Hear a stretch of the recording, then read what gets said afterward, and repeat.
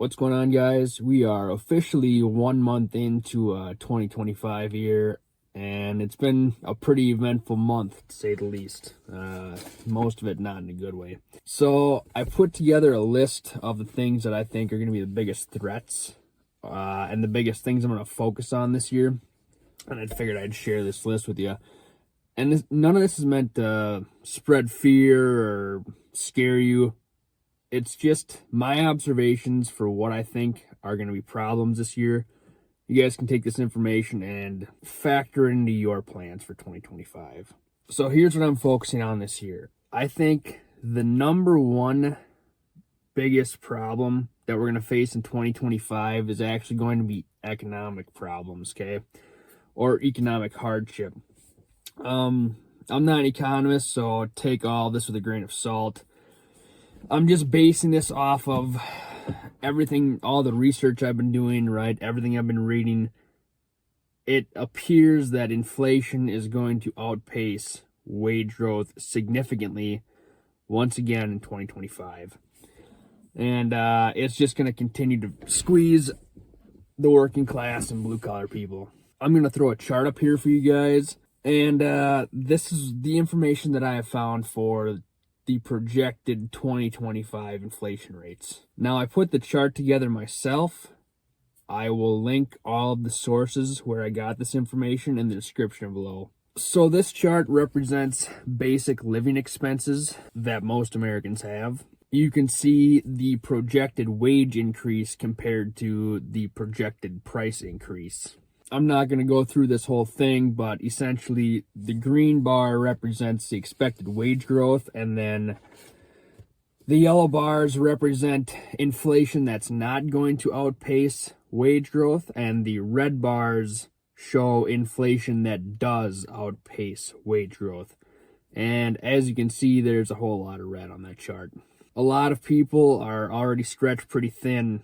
And the sad thing is there's only a couple things that, if you're in the working class or middle class, there's only a couple things you can do about it, right? You can either pick up more hours at work or find ways to reduce your spending every month. One thing you can do to try to hedge against inflation is stock up on things you absolutely know you're going to need, like consumables, toilet paper, toothpaste, grocery store items, stuff like that, like things you know you're going to use.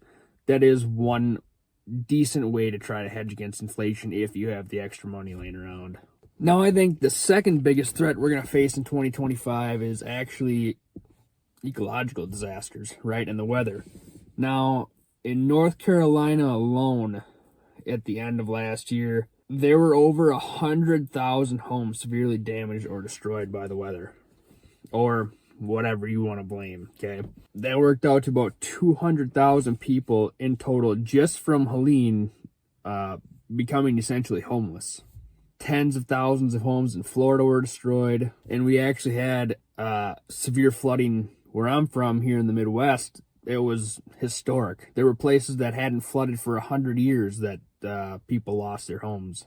The latest thing we've had going on is all the fires down in California, right? There are tens of thousands of people who have lost their homes due to that. And the thing is, these events are happening more and more often. And the top 8 most destructive hurricanes, at least from a financial standpoint, have all occurred in the last 20 years.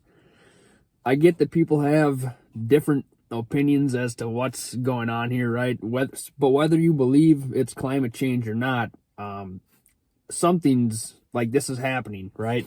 Now, as far as what you can do to kind of mitigate your risk against natural disasters or these weather events, if you want to call them that, the biggest one is to have a plan, right?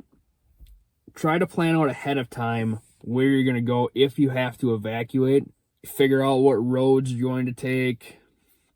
Figure out how long it'll get there, and find alternative routes. The second thing you can do is actually being prepared to evacuate or hunker down if it's needed, right?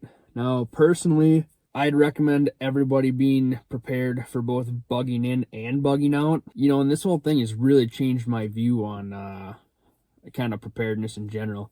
Things are changing. Things that haven't happened before are now happening. People that said, oh, I'm not at risk for this. I found out that unfortunately they were wrong, right? Now, the third biggest threat I think we're going to face in 2025 is actually going to be terrorism, right?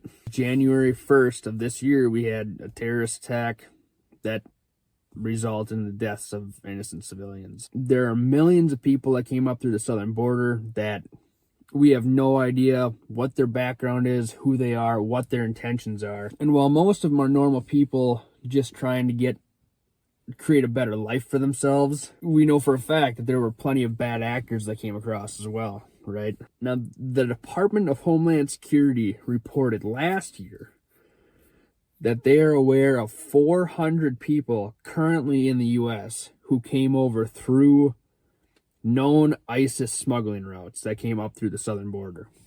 They have tabs on 350 of them, but the whereabouts of the other 50 they don't know. If you guys really want to get a good understanding of what their intentions are and what they are planning, I'd highly recommend listening to both the Sarah Adams and the Jane Doe episodes from the Sean Ryan Show.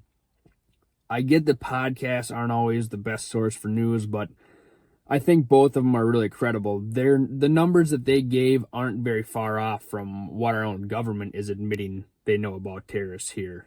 If you don't feel like listening to the podcast, you could summarize it by saying they want to hit us, right? They want to hit us really hard and kind of get revenge for what we've been doing in the Middle East for the last 20 years, right? From what people are putting together, it appears that they're really putting, these terrorist organizations are really putting some more so intelligent people in charge, and they're making a ton of headway really quickly. Again, I'm not a professional. Again, I'd highly recommend just going and listening to those two podcasts if you have interest in that. They do a really good job of outlining what they think is going to happen. Now, when it comes to these kind of threats, right, unfortunately, there's really nothing you can do to stop it. All you can do is try to mitigate your risk as much as possible, okay? Put yourself in a boat where you're better prepared to handle an emergency or a crisis like that. I'd highly recommend everybody get some sort of medical training, okay? Just basic stuff. There are a lot of free and low-cost options out there. There's a lot of courses put on by Stop the Bleed and Red Cross, and both Prep Medic and Skinny Medic here on YouTube have really good, just basic videos going over that kind of stuff. Definitely recommend going to a hands-on class and getting, some hands-on training. I know, like I said, I know for a fact that Stop the Bleed classes are free. So that's all I've got for you guys today. Hopefully you can take it easy, and I'll catch you later.